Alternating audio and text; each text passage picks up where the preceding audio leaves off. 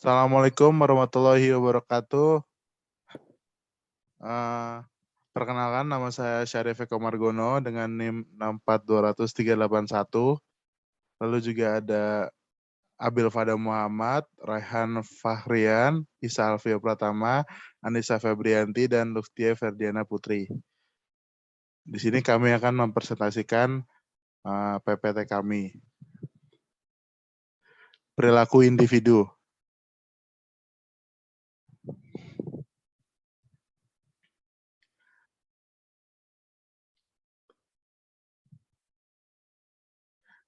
Definisi perilaku dalam organisasi.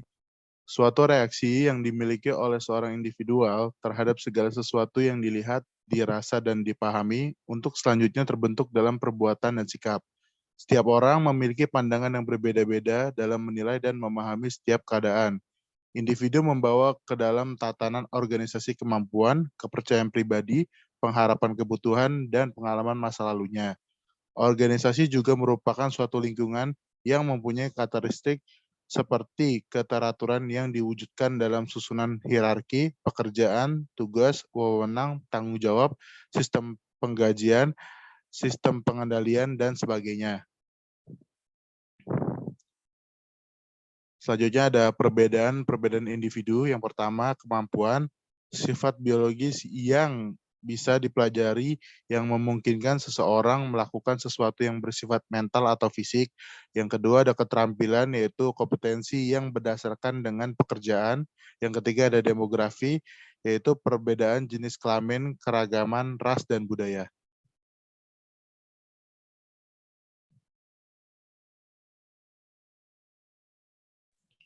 Selanjutnya ada tingkatan analisis perilaku individu dalam organisasi. 1. Tingkat individu.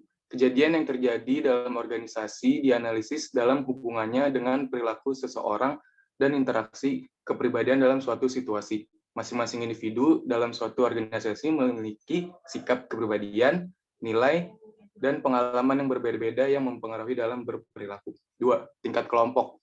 Perilaku anggota kelompok dipengaruhi oleh dinamika anggota kelompok, aturan kelompok, dan nilai yang dianut oleh kelompok. 3. Tingkat organisasi. Berbagai kejadian yang terjadi dalam konteks struktur organisasi, struktur, dan posisi seseorang dalam organisasi membawa pengaruh pada setiap interaksi sosial dalam organisasi. Selanjutnya, faktor-faktor yang mempengaruhi perilaku individu di dalam organisasi. 1. Kepuasan isu terkini. 2. Lingkungan. 3. Kebudayaan. 4. Inteligensi atau kemampuan berpikir. 5. Kepribadian.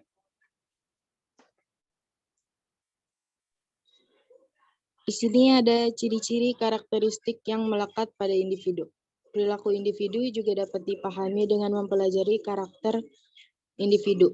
Nimran dalam Sophia 2008 menjelaskan karakteristik yang melekat pada individu terdiri dari ciri-ciri biografis, kepribadian, persepsi, dan sikap.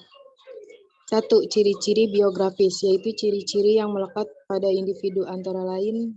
Yang pertama itu umur, dijelaskan secara empiris bahwa umur berpengaruh terhadap bagaimana perilaku seorang individu, termasuk bagaimana kemampuannya untuk bekerja, merespon stimulus yang dilancarkan oleh individu lainnya. Yang kedua itu jenis kelamin. Penelitian ini membuktikan bahwa sebenarnya kinerja pria dan wanita dalam menangani pekerjaan relatif sama. Keduanya hampir sama konsistensinya dalam memecahkan masalah keterampilan analisis, dorongan kompetitif, motivasi, sosiabilitas, dan kemampuan belajar.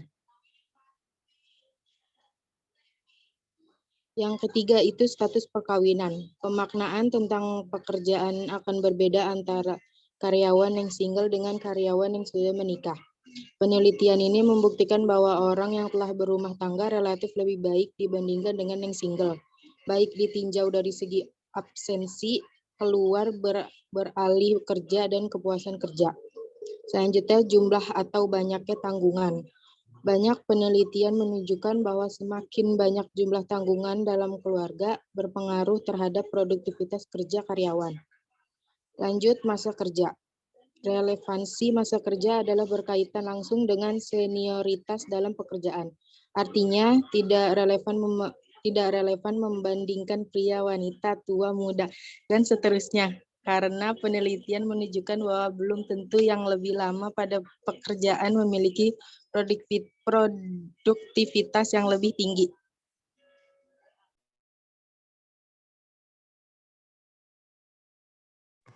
Ya, kedua, kepribadian.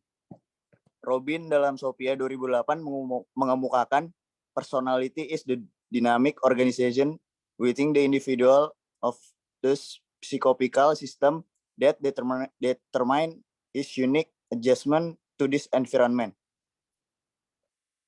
Nimran dalam Sophia 2008 memaknainya kepribadian sebagai pengorganisasian yang dinamis dari sistem psikofisik dalam diri individu yang menentukan penyesuaian diri dengan lingkungannya.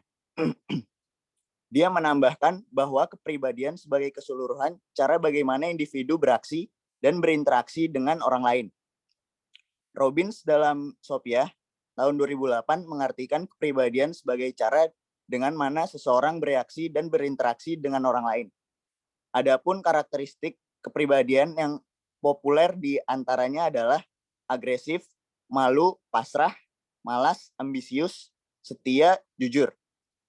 Semakin konsisten karakteristik tersebut di saat merespon lingkungan, hal itu menunjukkan faktor keturunan atas pembawaan atau traits merupakan faktor yang penting dalam membentuk kepribadian seseorang.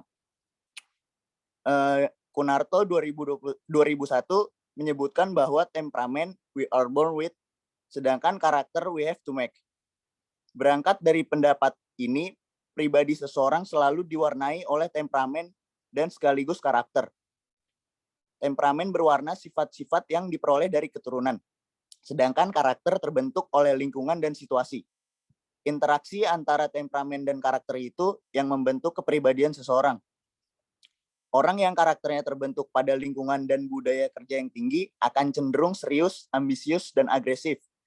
Sedangkan orang yang berada pada lingkungan dan budaya yang menekankan pada pentingnya bergaul baik dengan orang lain, maka ia akan lebih memprioritaskan keluarga dibanding kerja dan karir.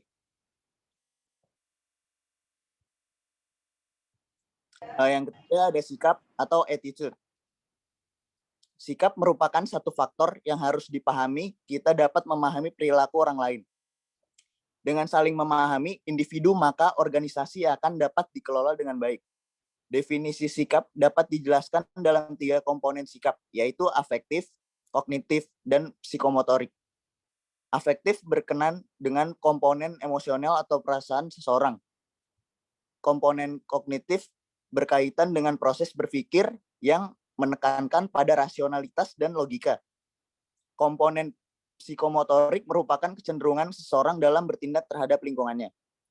Yang keempat adalah kemampuan.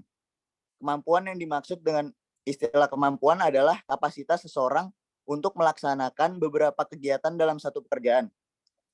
Pencapaian tujuan organisasi atau manajemen yang berhasil adalah kemampuan seseorang pemimpin untuk mengeksploitasikan kelebihan sebesar-besarnya dan menekankan kekurangan dari berbagai orang untuk bersama-sama meningkatkan produktivitas.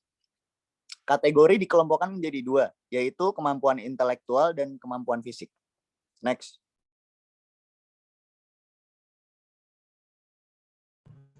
Lima, persepsi. Dari Gito Sudarmo memberikan definisi persepsi sebagai suatu proses memperhatikan dan menyeleksi, mengorganisasikan, dan menafsirkan stimulus lingkungan. Dia menambahkan bahwa ada sejumlah faktor yang mempengaruhi persepsi. Di antaranya ada ukuran, intensitas. Semakin tinggi tingkat intensitas stimulus, maka akan semakin besar kemungkinannya untuk dipersepsikan. Yang ketiga ada frekuensi. Semakin sering frekuensi suatu stimulus, maka akan semakin dipersepsikan orang. Misalnya, perusahaan yang gencar mengiklankan produknya di berbagai media. Yang terakhir ada kontras. Stimulus yang kontras atau mencolok dengan lingkungannya akan semakin dipersepsikan orang. Seseorang yang tampil beda secara fisik akan semakin dipersepsikan banyak orang.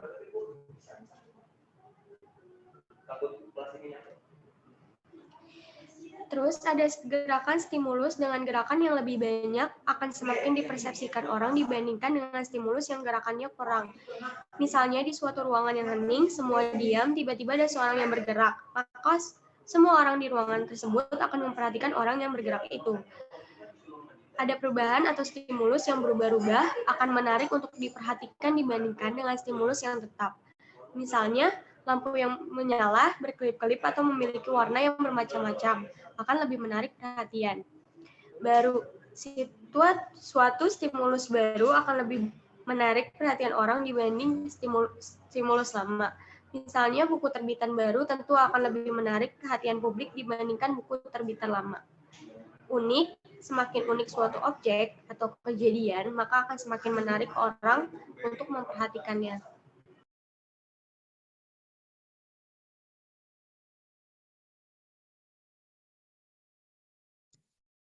Pendekatan-pendekatan untuk memahami perilaku individu. Perilaku individu dapat menggunakan pendekatan yang dikelompokkan menjadi 3, yaitu sebagai berikut. 1. Pendekatan kognitif adalah perilaku oleh suatu rangsangan di mana perilaku individu terjadi atau timbul dikarenakan adanya rangsangan sehingga timbullah respon atas rangsangan tersebut. Contohnya, jika kita bertemu dengan teman dan kemudian dia bersikap baik terhadap kita, tentu saja sebaliknya kita pun bersikap baik pula. 2. Pendekatan penguatan adalah perilaku yang dipengaruhi oleh gerakan refleks yang digerakkan oleh sistem syaraf motorik yang ada di otak kita. Contohnya, jika tangan kita terkena api, maka secara otomatis kita akan menjauhkan atau menarik tangan dari api tersebut. 3. Pendekatan psikoanalitis adalah perilaku yang dipengaruhi oleh kepribadian, sedangkan individu yang memiliki pribadi yang baik adalah individu yang telah matang, yaitu orang yang dapat membedakan mana yang baik, mana yang tidak baik, dirinya dan lingkungannya. Orang-orang yang tidak semata-mata mementingkan kepentingan pribadi saja, melainkan juga kepentingan lingkungan.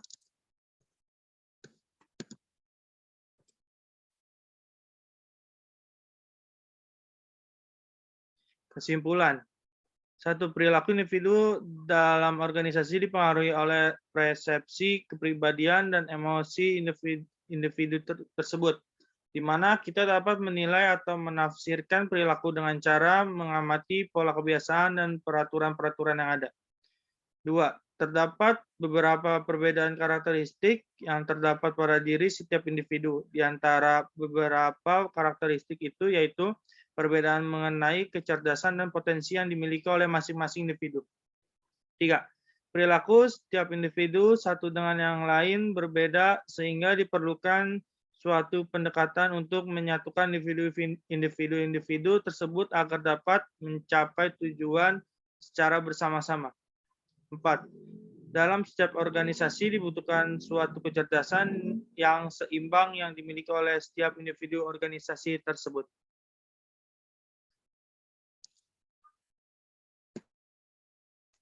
Baik, sekian presentasi PowerPoint dari kelompok kami. Kurang lebihnya mohon maaf. Wassalamualaikum warahmatullahi wabarakatuh.